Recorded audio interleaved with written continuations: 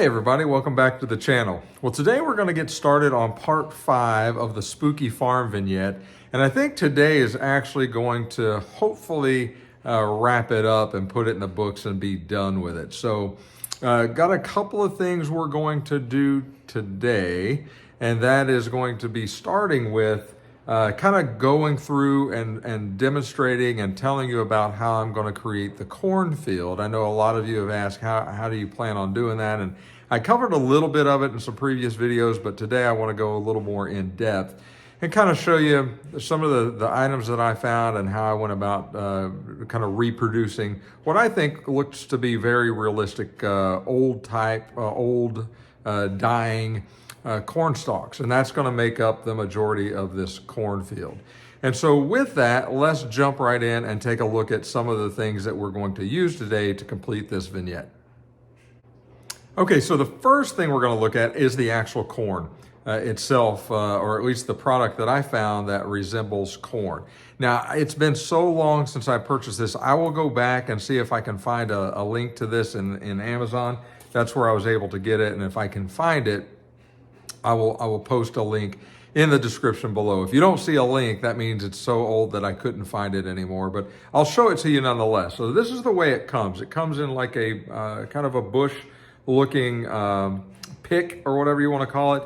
But if you look at it, you know, close up, it starts to sort of resemble a corn stalk, right? And so that is what I found to be able to use for corn stalks. And so obviously you could use it green and have green just like it's, you know, growing in the summertime. You could touch it up, you know, individually if you wanted with a little bit of brown to kind of simulate the husk and things like that. But for me and more of the spooky type Halloween vignettes and villages that I create, I wanted to make sure that it wasn't green, that it was sort of a brown decaying or dying or almost the end of the season type look. And so in order to do that, it's as simple as taking some spray paint, and while it's like this, using spray paint to kind of spread these apart, just kind of like I'm doing now, and spraying. And the spray paint that I used, I found 2 colors. The first is just a basic Rust-Oleum. I think I got this at Lowe's or Home Depot. It's called Dark Taupe is the color, and I just looked at the top of the can, and it's a flat color. It's not a bright or a gloss type paint. It's more of a flat color. And I was just looking for a brown that would kind of work. And so that's what caught my eye, and that's what I bought. And so the first time I did this, I took this obviously outside and spread these out, put some gloves on, and just sprayed this whole thing. Not completely covering it, but enough to make it more brown than green. And then while I was out looking, I was able to find this can. This is Krylon, and I was just really looking for more of a butterscotch or a different color to add some different variety to the corn stalks. And so this one's called Satin Buttered Hazelnut. Now that's the name. If you're really trying to match it exactly, that's what I got. And I got that, I think, from, it may have been Michael's for this or Joann's. I don't remember. It's been a long time since I purchased this. And so then I would go through, and same thing, after this had dried with the brown, I would just highlight certain areas on this until I would stand back and look at it and go, okay, that looks pretty good. That's kind of what I'm going for. So that's what that looks like before you do any of that. Here is a version that I painted. So now we've got a version that has been painted, and you can see some of the highlights of that butterscotch on the brown. And so you can see how it sort of highlights and breaks up, especially I'm trying to find out where I'm seeing that, right up in this area here. You can see where that's highlighted and sort of a butterscotchy color, but it's not overdone. It's just, and this was more just a quick, like that, like those sound effects, but try not to get it all over this and change the whole color of it. And I know it's hard to see, but if I hold it still, it looks pretty close to being, looks like old corn stalks. And so then all you do is, just like any other flower pick, you pull these off, you pull them apart. And so what I did is I had a whole bunch that I've done that with, and here's what they actually look like now that they're done. So you can see that the corn, now they come with this little bottom, you can still see some green down there, and that's okay. But you can kind of see this is where I pulled it from the pick itself. And so this is what I'm going to, I was thinking earlier that when I was practicing with this, I would take toothpicks and put them in and stick the toothpicks in the foam, and that's good, but they, and I'll show you here, they just kind of pull right out of the toothpick. And so I don't think I want to do that. This is going to be more of a permanent display. I don't think I'm going to be reusing these, and if I do, I'll just pluck them out. But I think what I'm going to try to do here is take a screwdriver, or I've got some different types of tools for clay molding and sculpting, and I'm just going to take a tool like this, create a little divot in the foam where this particular stalk is going. I plan on taking some tacky glue, and I got this at Joann's, I believe, or Hobby Lobby. It has Hobby Lobby on this one, but they sell it all over the place, Joann's, Hobby Lobby, Michael's. So tacky glue works really good. It's just like it says, it's very tacky. It takes it a little while to dry, but it does dry clear. And so I'll poke one of these tools down into the foam. I'll create a little divot. I'll fill that divot with some tacky glue, and I'll simply just insert this into the foam and let it cure that way. And that way there's no chance of, a corn stalk or 10 falling out and you losing them or misplacing them, or it just looks like a mess when you break it out next Halloween or next, fall season to decorate. So that's how we're going to do the cornfield. It's going to be pretty time intensive, and I'll speed that up when we start the process, but it's as simple as that. You find those types of bushes, you spray paint them with different colors of your choice to make them look the way that you want them to look, and then you glue them down into your foam. And I think that's going to make a pretty realistic looking cornfield. So I asked you guys at one point, I said, hey, which scarecrow am I going to use? I was able to find the Sinister Scarecrow. I'm going to put him in the middle of that cornfield on a couple of hay bales and get that up and running. But I think what I'm going to do is there's a new piece coming out for 2023 that is a corn scarecrow type looking creature with a pumpkin head, stands about 6 inches tall, which is going to be perfect.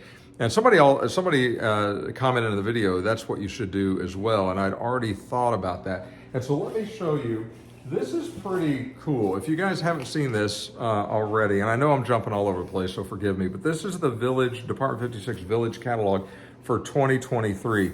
I got this. So I pre-ordered everything that I want for Halloween already. And if you haven't done that, I highly recommend that you do that if you want the pieces as soon as they're released. And you can do that either online through Department 56, you can do that on Country and More website, City Lights, or wherever. I shop exclusively at Millie's Hallmark, which is here in Phoenix, just in the south Phoenix of the Metroplex area there, and a little area called Ahwatukee Plaza. Wonderful platinum retailer for Department 56. They carry everything that I need, and they get their shipments fairly quick. So I pre-order everything from them in store, and I did that yesterday. And so that's done. But let me show you, and this has got everything for 2023 and other things that they still continue to carry and make. So it's all the new stuff plus all of the existing stuff that they carry. So let me find the piece that I'm talking about so you can see it. And I know I've done the reviews or the postings on the 2023 stuff already, but and obviously when that stuff comes in, I will do a review on it on every piece that I get, so you can have access to that as well. Okay, so this is the guy I'm talking about. It's called Corn Creeper, right? This guy, right? He's made out of corn. I don't know if that's focusing real good, but Corn Creeper is 6 inches tall. It's a pretty creepy looking piece, and I think that's going to fit really, really good inside of this vignette or this display. And so that is pre-ordered and will be here whenever. I don't know, probably We're guessing probably sometime in the April, May timeframe, maybe earlier. That would be great. Just don't know when Department 56, if they still have a shipping issues or whatnot. So we'll get it when they come in. But I think I'm going to use that piece there in the center of that cornfield. And I may move, probably will move the Sinister Scarecrow over to replace the tree that I showed you that lights up. It's kind of a spooky tree with some harvest tree more than anything else that has the glowing pumpkins around it. As a matter of fact, I've got everything sitting out here, so it's this tree that I am likely to replace. Maybe not. Maybe I'll find another place for this or another place to put something and do that later. But we're going to finish this one today with knowing that corn creeper is going to go in the middle of that cornfield. That's absolutely perfect for that. And so that's how we're going to do the corn, and that's the corn creeper that's going to go into the middle of that cornfield. Okay, so what else are we going to do today? We're going to paint. We've got to paint a couple of things. We've got to paint the steps to the old house, the old Screech Owl Farm house, to make sure that it matches the Screech Owl, or the base matches the house and the stairs and the porch and the steps already there. We've got to paint the front of the Fieldstone to match the Fieldstone, the stacked Fieldstone that's going to go, the wall that's going to go around. So we're going to use that. I've broken out some basic colors.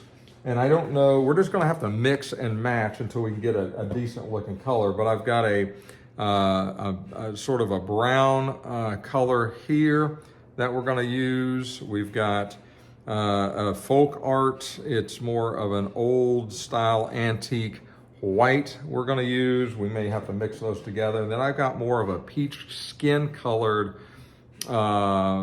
natural buff, it's called, and so more of a skin tone.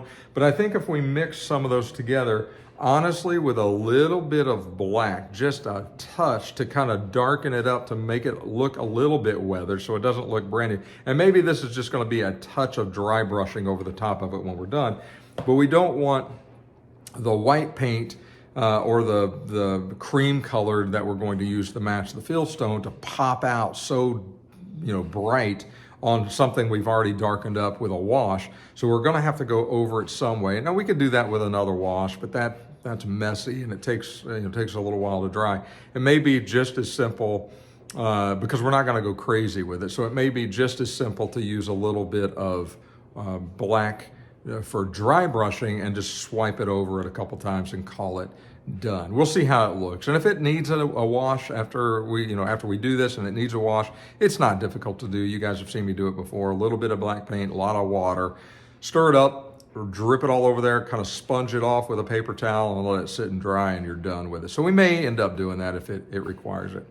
And then we'll put everything together. We'll put the trees, we'll put the foliage, we'll put everything, the foliage, we'll put everything that we need. We'll set it up and let you see how it looks. So with that, I think we're going to start the painting first.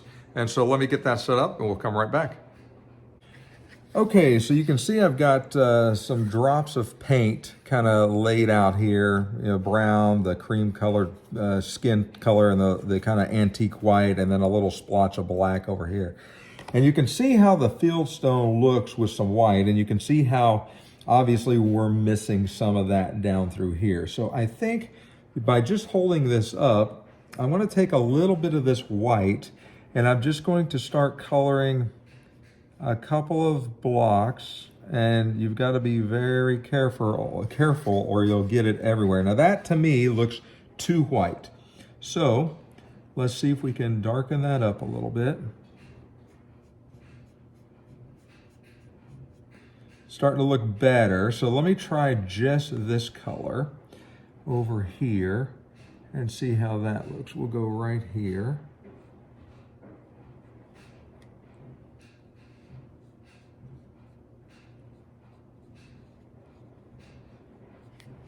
And it's still not great. So let's take a little bit of brown and a little bit of this color, a little bit of brown, a little bit of this color. I feel like Bob Ross now. And I'm saying that, but you guys can't really see. I'm taking a little bit of brown and a little bit of the white, or the peach color. And we're gonna try another small piece over here. It's not enough brown.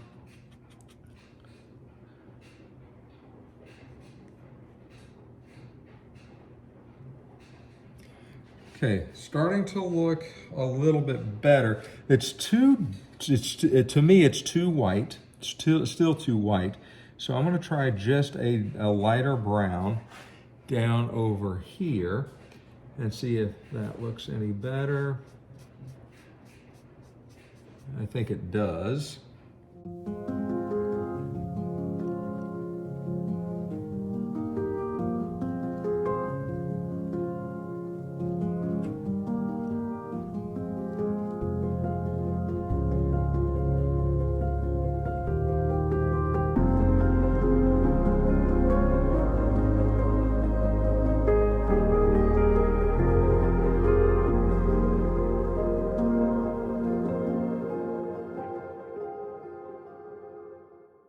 Okay, so now we're gonna let the stacked stone paint dry, and we're gonna start trying to match this color to these stairs. So I think I'm gonna take the same, almost the same color brown, and just start streaking it across first and see what we look like. This is gonna be more of a dry brush.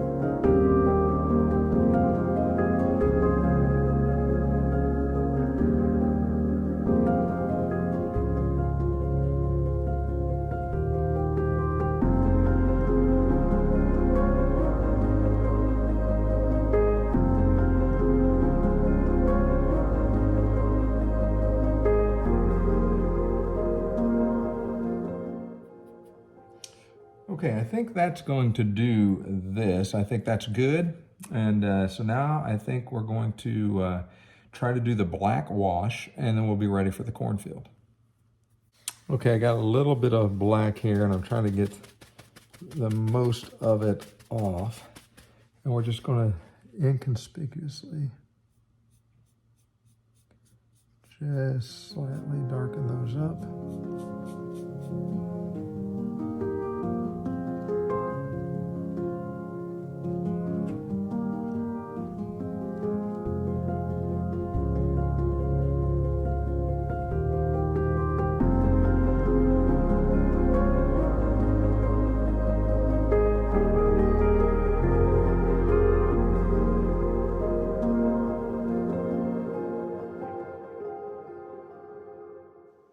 Okay, I think you can see that the painting is done enough. I still may go over that with a little brown, just so maybe a few streaks. But all in all, it looks certainly better than it did as far as matching. So maybe a little more brown, but maybe not. I think it'll be okay from a distance for sure. And then if you look back here at the rocks, the stacked stone for the wall, I think it looks better, it certainly matches, I think, better than what it did previous to this. So coming along pretty good. I'm pretty satisfied with that. You can see the wash or the dry brushing on the black certainly made a difference in the way that it looks. So pretty happy with that. So we'll call that done, and now we'll start on the cornfield. Okay, so you can see that I've got a pile of corn back here behind me. I've put one in. I don't think that it's going to require the tacky glue. I think if I just start putting a hole into the foam with a screwdriver, down a little ways, bring this back out, and then put the corn in with the screwdriver, it's not going to go. I mean, if you pull it out, it's going to come out, but it's not going anywhere. So I think I'm okay with just doing that, and that'll be a lot faster, certainly.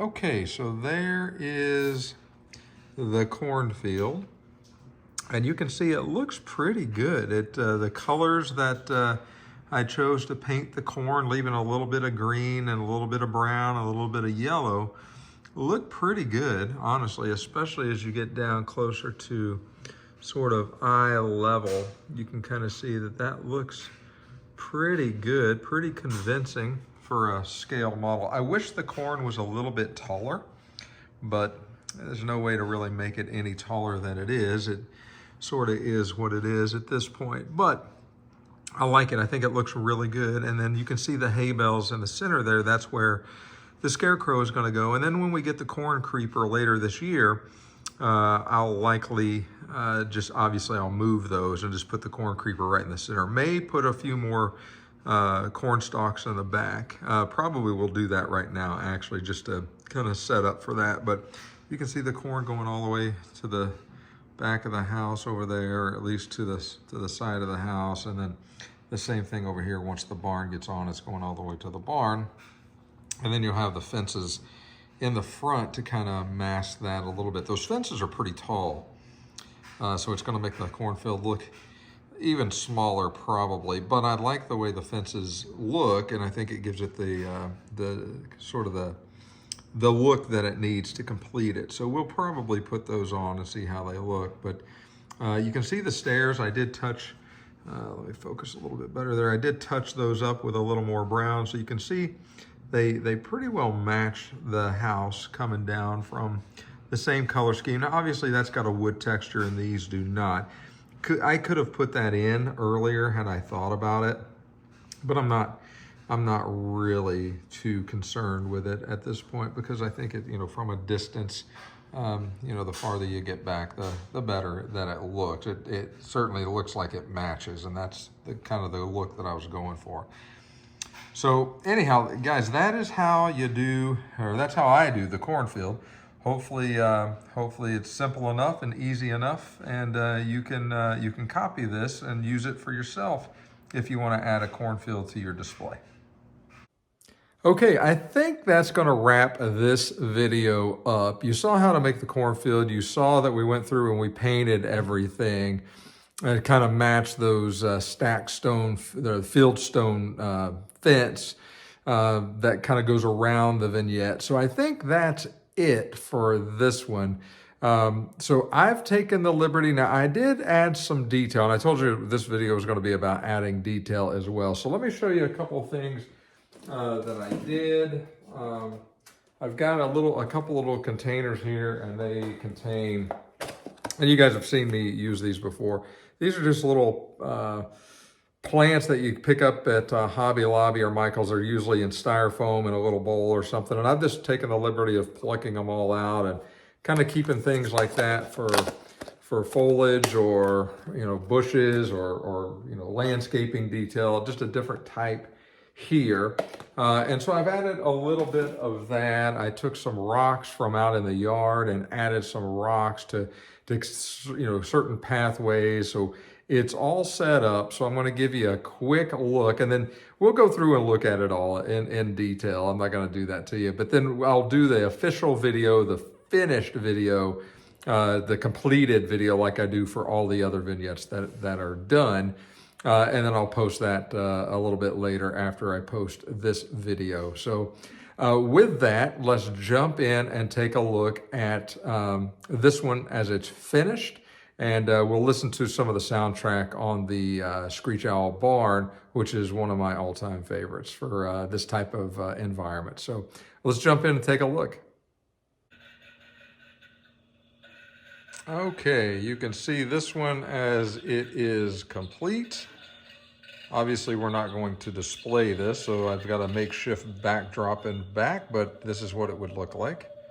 Let's take a listen to this Screech Owl Farm, the barn here.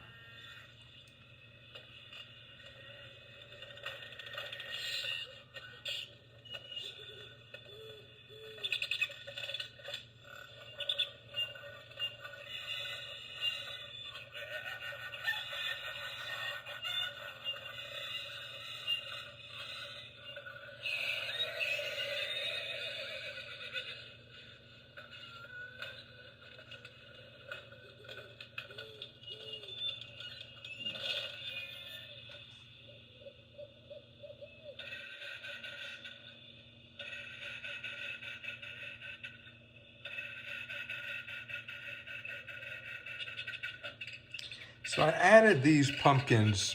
I found those at Millie's yesterday and thought they would go pretty good with this, so I picked them up. They were on sale, and they're a little big, but I do like them. The crows are ginormous on them, but they're pretty cool looking, that's for sure. You can see the porch paint that looks, or the steps paint sort of really does match the porch. Really hard to tell a difference, so good match there. The detail on this chicken coop is absolutely amazing. Let me look at the detail on that.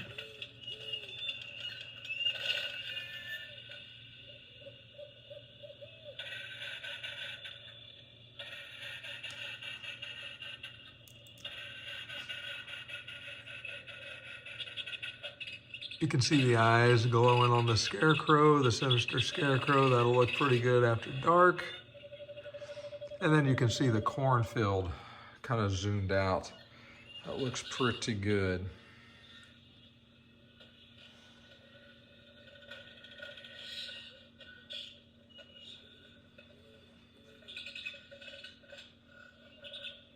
So I think this will make a good display for next year. The first completed one of 2023, the Spooky Farm Vignette.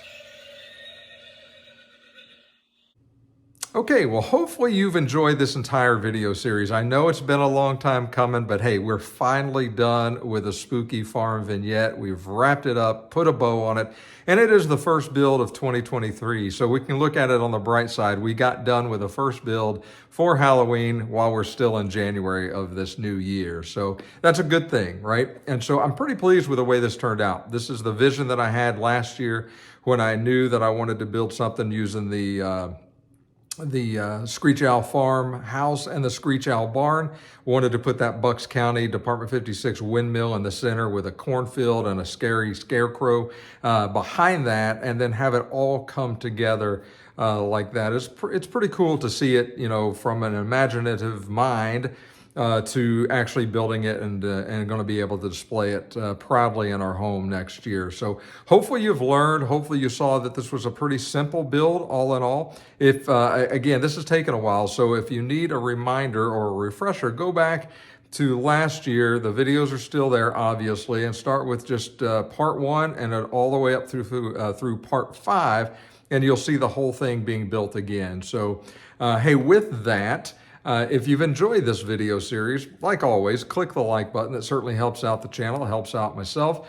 And if you have not subscribed to the channel, please consider doing so. That also helps the channel, and it helps me out as well, and I certainly do appreciate that. So next, we are going to start focusing on a couple of things. The first being we're going to start building, or at least I'm going to start getting the ideas in my head and try to put those on paper for Witch Hollow. It's going to be a pretty large undertaking. I've got a lot of pieces in that genre, and I think it's going to be a big build. So I've got to design that out before we get started. I think I've got everything that I need to get started. So we'll be doing that one soon. But I think leading up to the first video of Witch Hollow, I think we're going to start reviewing some Witch Hollow pieces. We may as well review what we're going to put into the next vignette, and that way you can get a better idea of the quality of the pieces, the way they look, how they fit together as far as the accessory pieces and things like that. So that is what we're going to be starting next week. We'll start the weekly review series, and then sometime towards probably the middle to end of next week, we'll do the kickoff of Witch Hollow Part 1. I have no idea how many parts is going to be involved in the Witch Hollow. I would imagine quite a few. It's going to be a pretty large display. So, hey, with that, I hope you guys have enjoyed your weekend. Take care of yourselves. We'll be talking to you again real soon.